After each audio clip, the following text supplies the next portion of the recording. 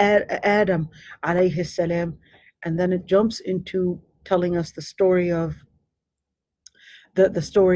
Musa and Khadr, and how he was learning. It actually was taking us into a journey of what type of journeys can you actually. Oh, Allah, that's so sweet. My mom knows that I can't handle my feet down, so she brought me a chair. Um, sorry girls, but I can't have my feet down. That happened since pregnancies. When you look at how Allah subhanahu wa ta'ala was taking us into those different journeys, every single story actually has a journey taking place. The journey of Ashab al-Kahf, going for the journey of, really a journey of faith. In the journey of Musa alayhi, or the journey of Adam alayhi salam, and how he ended leaving the Jannah. And that was a different journey in the world, where Allah subhanahu wa ta'ala was telling us it in the end is that marks the beginning of the struggle between haqq and batil, good and evil. And then it takes us into another journey of Musa alayhi salam, and a journey for talab al-ilm. So we're looking at journey for talab al-ilm, but the whole theme in the journey of talab al-ilm is that it was that it was a journey, the journey of talab al-ilm was a journey that was requiring sabr, patience. And the journey of talab al-ilm that was requiring patience was to learn that even a prophet may need to get some education from somebody that is lower in the status than a prophet status, which is when he went to al-Khadr. And al-Khadr was a man, one of the Salihin. He wasn't a prophet, yet Allah subhanahu wa ta'ala was asking Prophet Musa alayhi salam to seek ilm from him. And then we look into how it's very important to have that humility and be humble, that regardless of what kind of degrees and how far you went up with your degrees, at the end of the day is that there are certain things that Allah subhanahu wa ta'ala can even give, whether it's ilm al-ladun, whether it's an experience in life, whether it's a ilm that you may not realize the consequences of things, and that everything within the whole story is that evil, when you see it, you would usually see the surface of things. You would usually see that this is an evil thing that happened, and you won't realize that Allah subhanahu wa ta'ala, if this is a man that killed the child in an early age, deformed the ship, and even put up the wall for those orphan boys, even though they didn't give him any hospitable, let me call it this way, any hospitable, welcoming way of that will please those guests.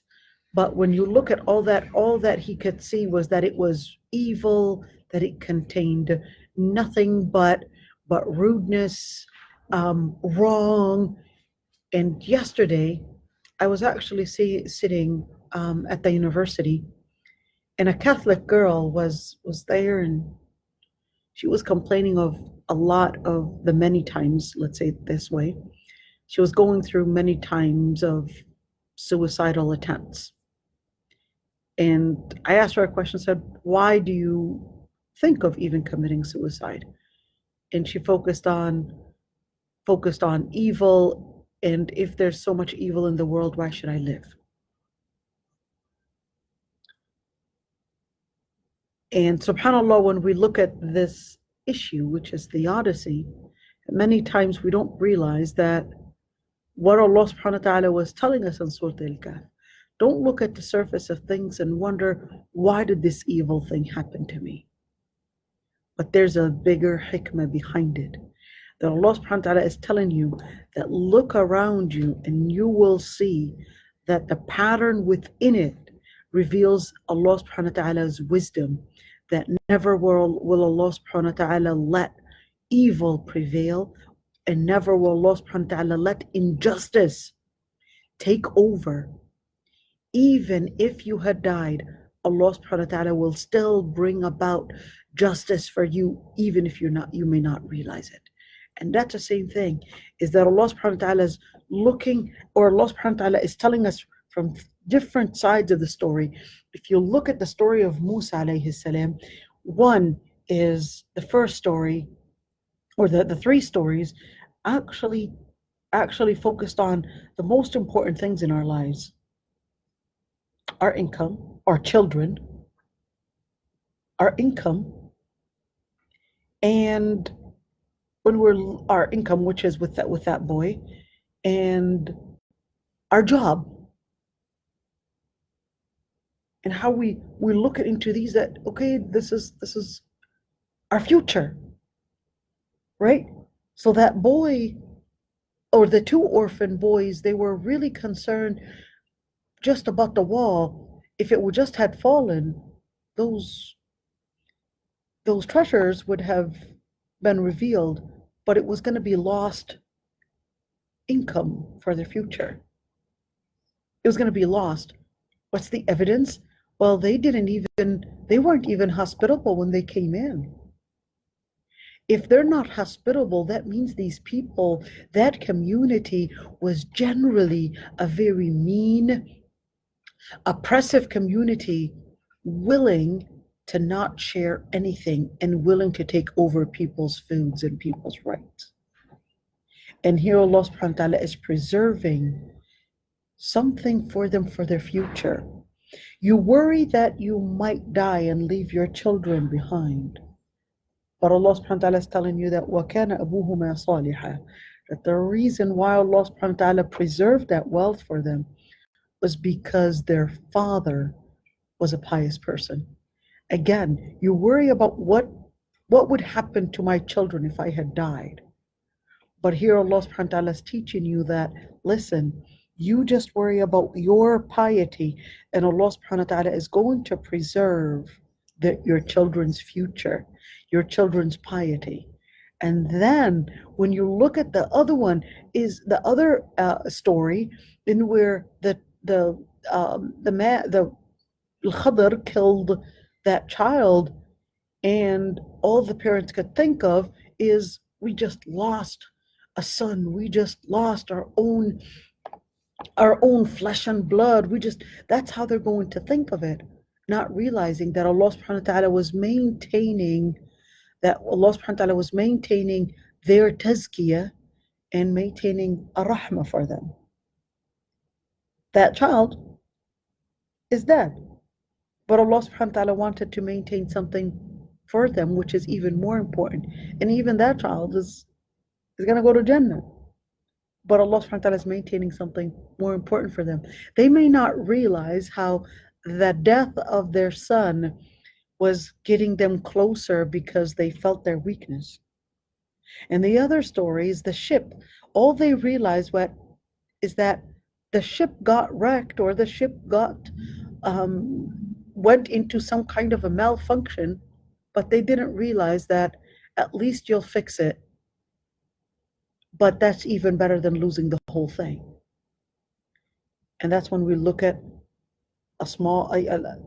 when we look at two evils, and then we consider the lesser evil, or the bigger evil than the less evil, and then we would weigh the things. And here Allah subhanahu wa ta'ala is telling us that when we look at evil things around you, when you see evil, whether it's a natural disaster, or whether it was done by a human being, or whether that was about your future, there was going to be a wisdom behind it. Just be patient.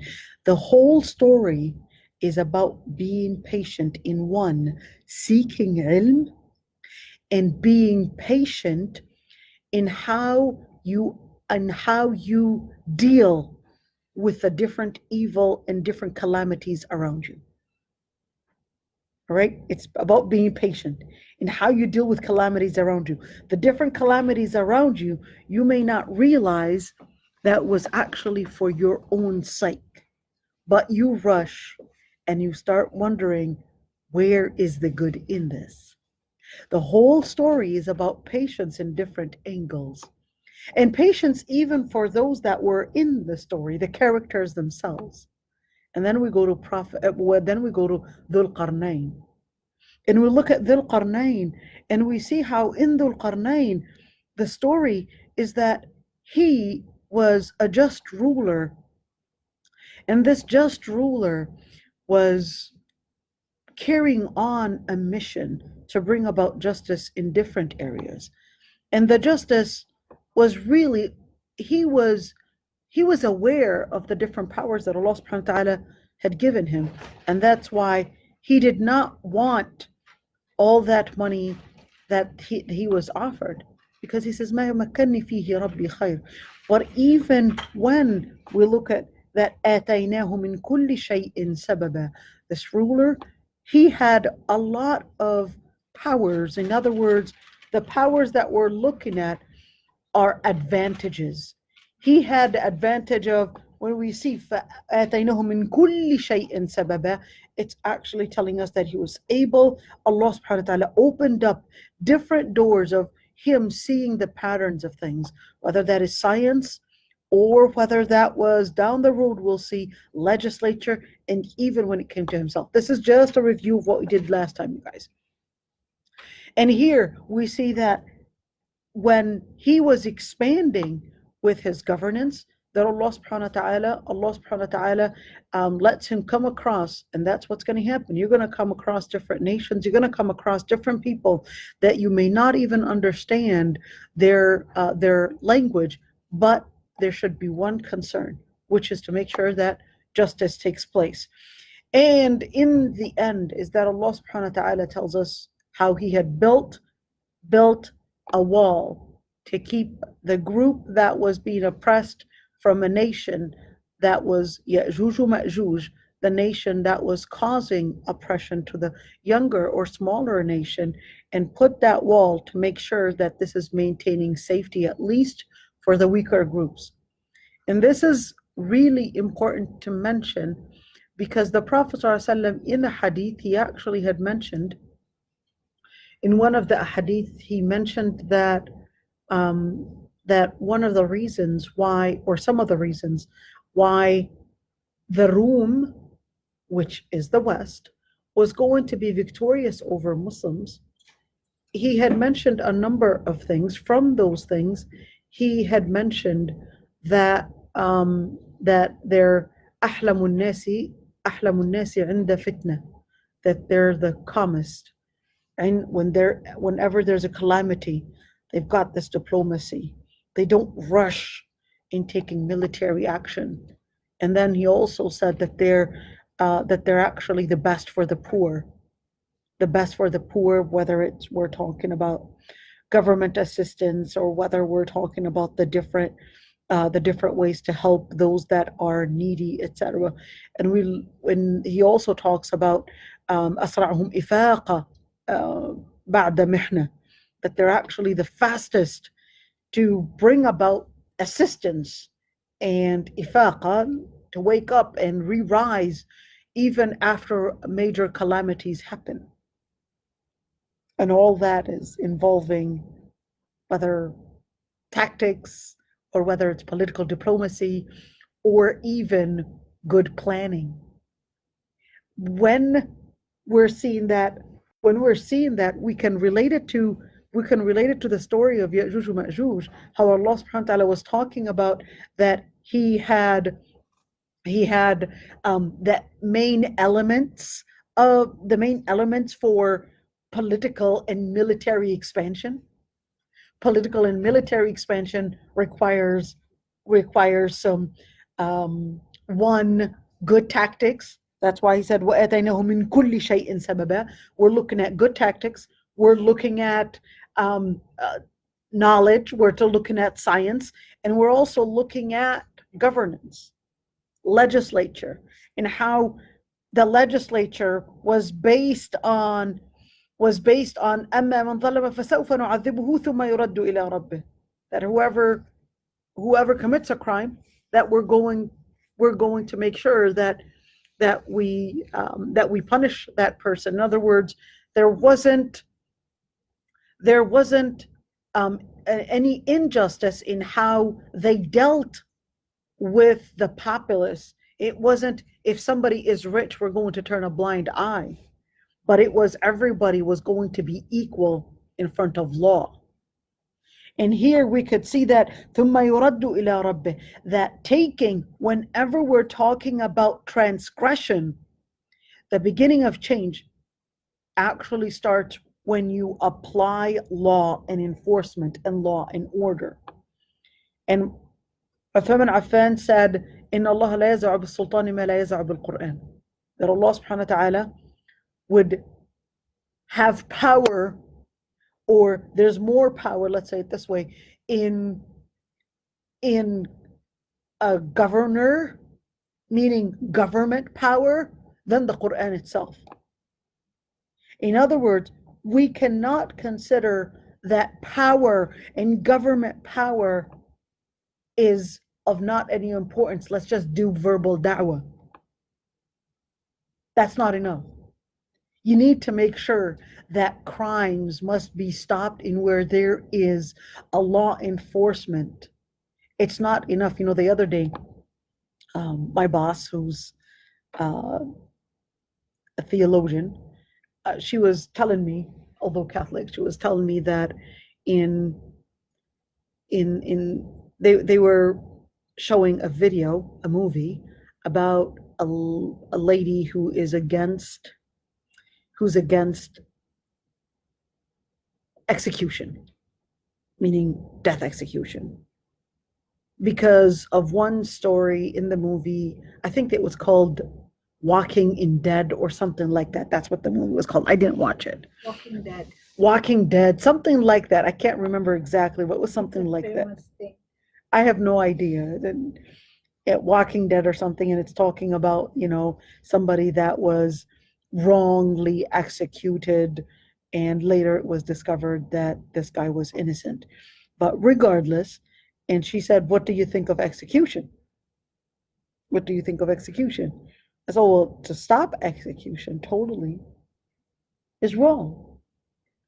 And to implement execution, injustice, can actually be life for others. And that's why Allah subhanahu wa ta'ala says, وَلَكُمْ فِي الْقِصَاصِ حَيَاةٌ يَا أُولِي الْأَلْبَابِ. The word may sound like an oxymoron if you scrutinize the word in Arabic, because it says وَلَكُمْ فِي الْقِصَاصِ حَيَاةٌ. In al-qisas, what is al-qisas? Al-qisas is punishment. Al-qisas can mean execution. That in execution or in punishment, there could be life. What, you're killing to make others live, or you're killing and bringing life? With law enforcement, you're bringing in other securities to make others live peacefully. But we're talking about justice, where it's implemented in justice. So implementing it in justice, and of course, it doesn't mean, and it's really strange how the US actually has the highest number of executions per year, more than 260 per year. But then it would talk about a case or two that would happen in Iran or Saudi Arabia or whatever, just to seem like it's a country of human right protection. The hypocrisy. You've got 260 cases of execution where, how are these people executed? Lethal injection. And whoever said that lethal injection was containing of any morality, because you see the person dying like sleeping, does that make it humane? What is it? How is it made humane? Or we electrocute them on a chair, and what we're doing is really burning them. That's what we're doing when we're electrocuting somebody. And we just think, oh, at least, they're sitting on a chair. Well, you just saw that the person is sitting, but it's exactly like putting them in fire. And then we just think, it looks humane, he's sitting down. It's Allah al-Musta'an how people can. I prefer gunshot. You prefer gunshot? Well, no, because even a gunshot, you're going to be suffering for some while. Yeah, You're going to be suffering for some while. Yeah, we don't know more sakaratul maut. Absolutely. So it could take time. Absolutely. All right, so let's continue. وَأَمَّا مَنْ آمَنَ وَعَمِلَ صَالِحًا فَلَهُ جَزَاءً الْحُسْنَى. And another side, which is in governance, those that have faith and do what is good, that they'll be given a reward for their good civilian and good civic acts. وَسَنَقُولُ لَهُ مِنْ أَمْرِنَا يُسْرًا. And we'll be light in our words. Why? Because usually people that don't know what crime looks like, they're usually very gentle.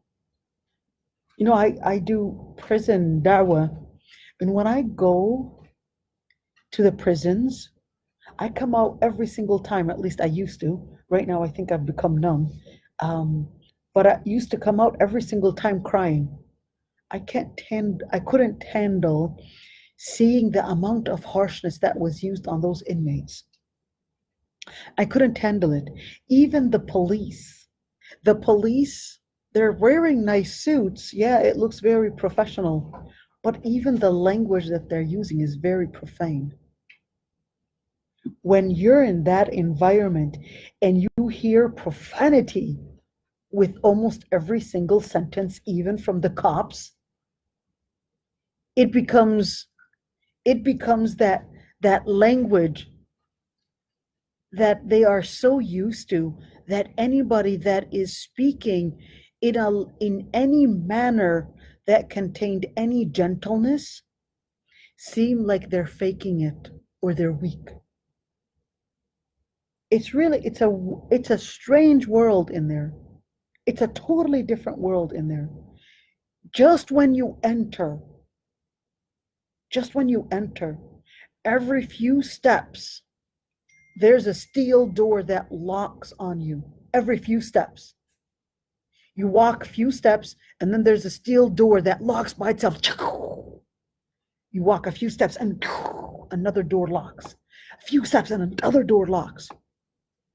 And of course, there's cameras everywhere, and it's a totally different world. And right here, when we look at سَنَقُولُ لَهُ مِنْ أَمْرِنَا يُسْرًا, people that are not used to that type of gain environment are not used to harshness. They're gentle. It takes a lot of, what is the word, but it takes a lot of inclines, and it takes all, what is the word? I can't really think of, when you speak with those inmates, of course, they're all going to claim innocent, but when you speak with the inmates, usually it was just a slip. They just hung out with the wrong people. And some of them were hafidhat Quran, by the way. Some of them were going to duksies and memorizing Quran, and their parents are so concerned that they would be wearing hijab. And there's a number of Somali girls in there too. A number. And Somali boys, but I don't do the guys section, I do the women's section. So it's How often do you go? It depends. It depends, but it's a totally different world in there. Even when they come to you chained with their legs chained and their hands chained, and they're sitting in front of you, you could see the discomfort. You could see the discomfort on their faces. You could see that they're just coming to listen to you, just to get out of their cell or get out of their room, because they're just bored. And by the way, It's so hard to talk to them about anything but sabr. Because what dunya do you want to talk to them about? They're not facing other than the fitna of being locked up and feeling that, what can I do?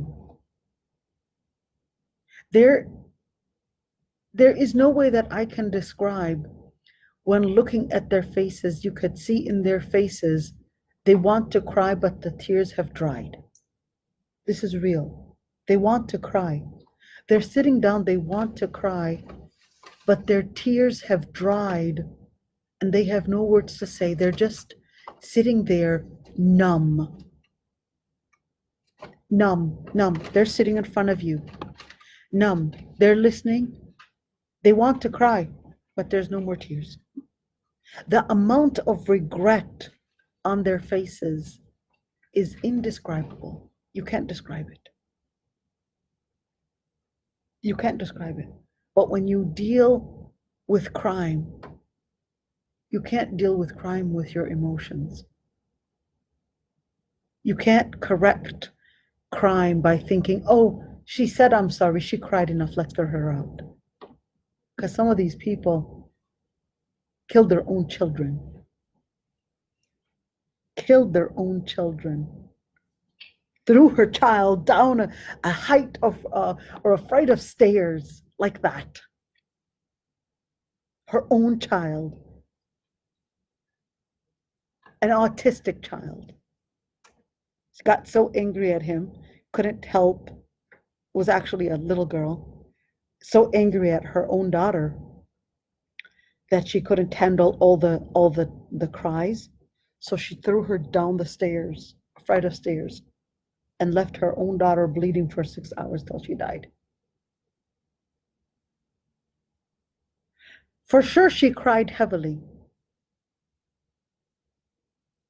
But when you deal with crime,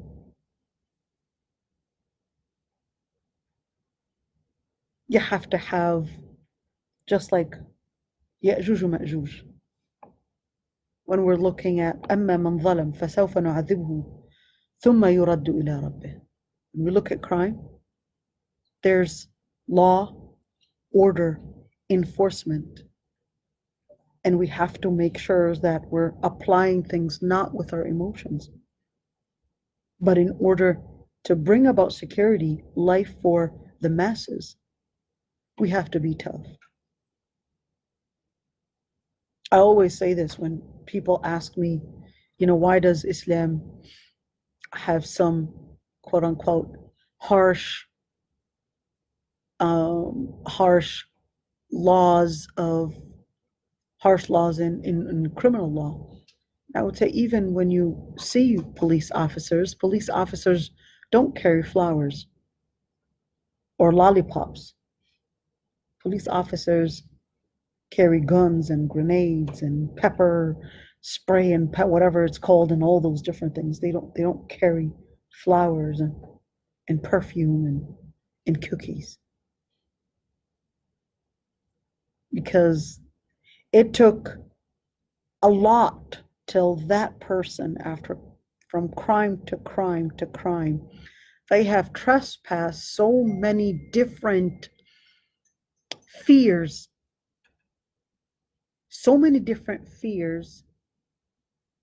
till the point that they stopped fearing anything and willing to carry more and more crimes. In the case where the mother killed her own child, she actually transgressed every single mercy in her heart. Every single mercy, every single iota of mercy in her heart to kill her own daughter. It took 6 hours. 6 hours. She did not even think, let me go and probably wait a second and maybe call 911. Maybe they could bring her back to life. 6 hours with no regret. 6 hours, not a second of regret. She could have saved the girl, by the way, but didn't even regret it. You know, they would be sitting in front of you, and you can see the remorse, you can see the sadness on their faces, but subhanallah, it's, you know, this is not telling you that every single person that you see in those prisons is necessarily not feeling the sorrow, and then therefore they're never going to be forgiven. But at the same time, when we deal with law and order, we have to differentiate between when you're doing chaplaincy work and you're giving da'wah, and always connecting them with hope that Allah subhanahu wa ta'ala is most forgiving, because you're doing chaplaincy work here. But if you were doing the judge work, you were probably wearing a totally different hat. You got to make sure that you think of the community and safety. But if you're doing chaplaincy, you're thinking of connecting these people to Allah subhanahu wa ta'ala, and connecting these people to Allah subhanahu wa ta'ala's name, Al-Ghaffar, and connecting these people to hope that Allah subhanahu wa ta'ala will forgive them, but they still need a lot of work. They come out even worse criminals than the way they came in. Even worse criminals than the way they came in. I don't know how I got there, but I guess some things to, as women, at many times we live in a very gentle world within our own homes, that even when we spank our children because we want to discipline them, right away we would be giving in because we couldn't stand seeing their tears. And then our own children would get carried away, and our own children will be the first to trespass their boundaries with us, because they know that we've got the emotions. And that's one thing that as mothers we always do wrong, is that we give in and we let our emotions control in how we deal with discipline around us. When you're dealing with discipline, fear is the most thing that motivated mankind for any type of civilization.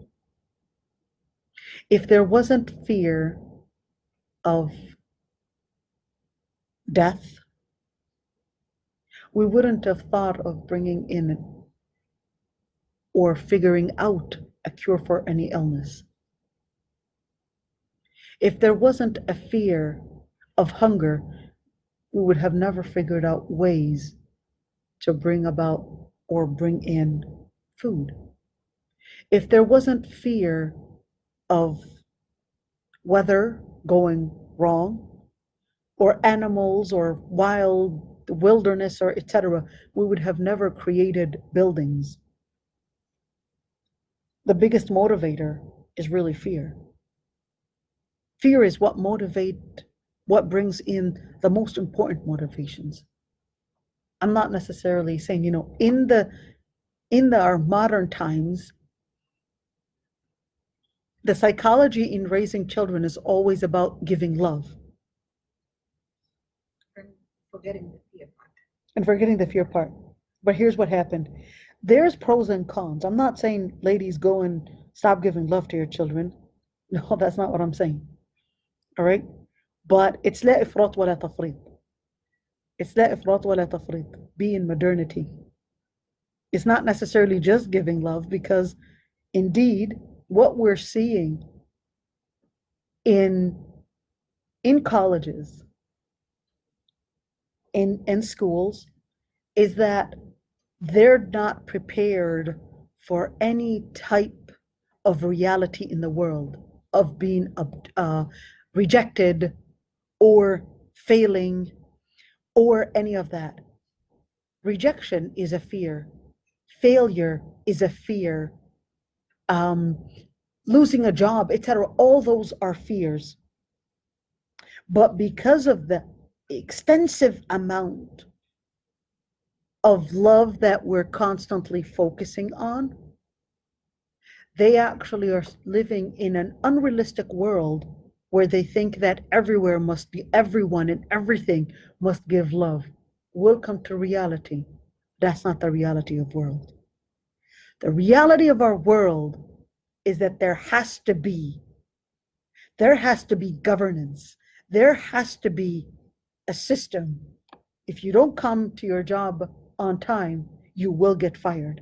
But if you expect your manager to give you hugs and tell you, I love you, but make sure you don't do it again, It actually never happens.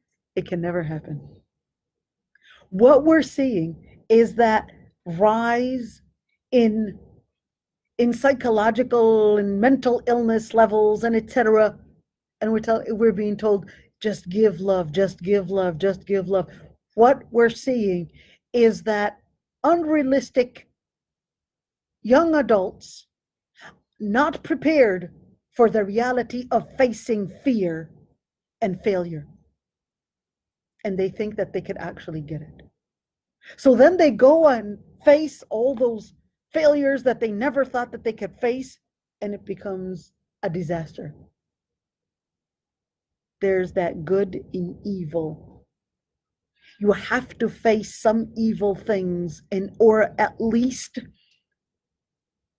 be worried of facing certain evil things in order to go for the good. Life has a pattern. Allah subhanahu wa ta'ala pricks us with pain at many times in order for us to take steps. If we didn't feel any pain in our body, we would not have known there was an illness. The most thing that leprosy patients would want is really the gift of pain. Leprosy patients, they don't feel pain. Their nerves are dead.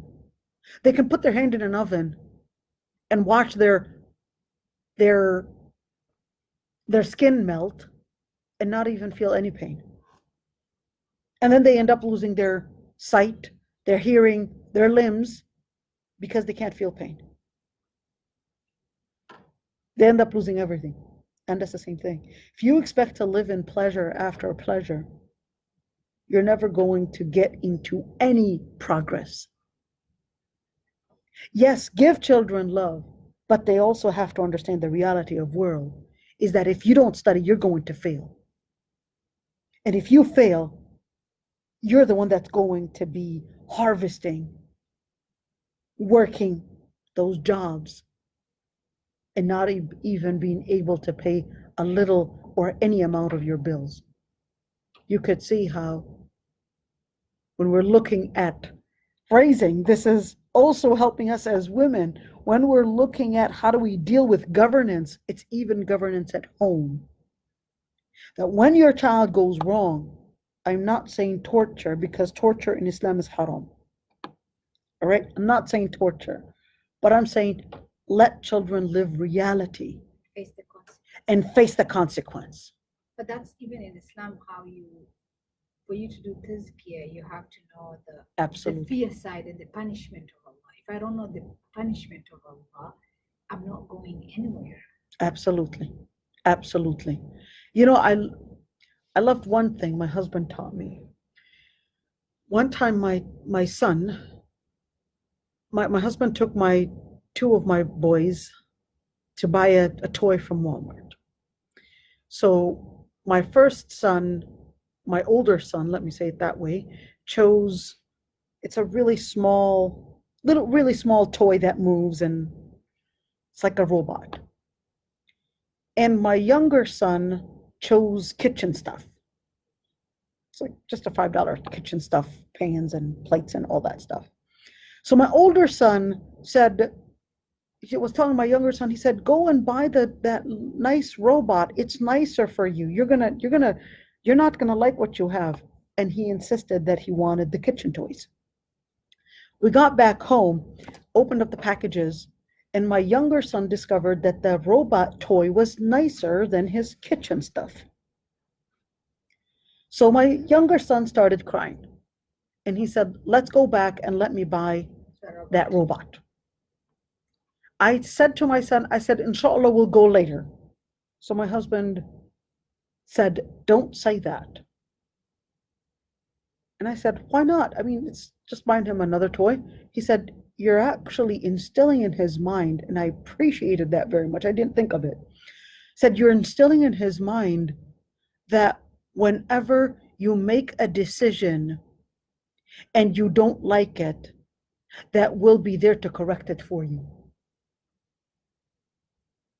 He said, no, he has to learn the consequence of his decision making. He learns it from now. I didn't think about it that way at all. I was just thinking of it, well, it's just a toy. What's the big idea? I love that. When we look at the way we raise our children, if we're going to raise in them, there's going to be constant love all the time. You're not living reality. Let them face those consequences. حتى إذا بلغ مطلع الشمس وجهها تطلع على قوم لم نجعل لهم من دونها سترا. And we talked about Yajuj and Ma'juj. We talked about how he, in the end, related all the powers, all the gifts that he was given, that it was really a mercy from Allah subhanahu wa ta'ala. And we talked about Yajuj and Ma'juj, and we talked about the akhirah, and we said قُلْ هَلْ نُنَبِّئُكُمْ بِالْأَخْسَرِينَ أَعْمَالًا, and that the word and the most ones to be the real losers are really the ones that wasted all their efforts in this hayat ad-dunya when they actually thought that they're doing the best thing in life. يحسبون أنهم يحسنون صنعا. الصنع is the production of something. So they thought that they were producing something. They thought that they were inventing success. And this is really important because many times we would think that we're being successful. We would think that we're creating success. And we would be told that, oh, you are making a different type of success. She's a hijabi ballerina. And you say she's not successful. You'll get all those storming things coming at you, telling you, how dare you don't call her successful? How dare, it's enough, she's got all these non-Muslims attacking her, now even Muslims are attacking her. That dichotomy. It's like, this does not represent Islam. I'm not saying that, okay, I like that dichotomy, we're constantly living in it. I'm not saying that I like those non-Muslims attacking her, but this is also not Islam. It doesn't mean that I approve them attacking, but then you're living in this dichotomy where you'd be accused. If you were to say this is not the success that Islam was telling you is worthy, a Muslim's definition of success is totally different than a non-Muslim's definition of success. A non-Muslim's definition of success involves success in money making, involves success in body, and involves success in education. A Muslim's understanding of success is different. Number one is spirituality. That's number one. And then, yes, health and etc. This is good success. And education. And then family, and then finally money. The 5 priorities. The 5 priorities. Those are the successes in Islam. So when you put that, you see, subhanAllah, when people flip those understanding the definition of success, they don't realize that they're actually يحسبون أنهم يحسنون صنعا, that they would be living in a mirage, happy that people are applauding them for their success. But in reality, you know, it's really strange how, without mentioning names, I was at some Islamic conference, and the people that were invited to speak about Islamic economy, this is real, to speak about Islamic economy and Islamic financing were really people that were banker. One of them was a banker in Citibank. The other was a manager and a CEO in something, I'm not exactly sure, but he was like some top person at Wells Fargo. and another one was some kind of top person in US Bank. Seriously, these people are going to tell me what Islamic financing looks like?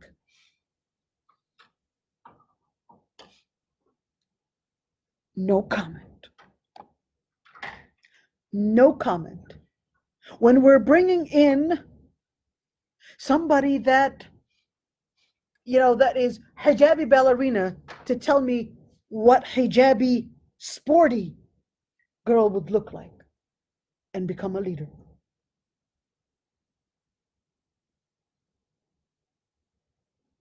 No comment.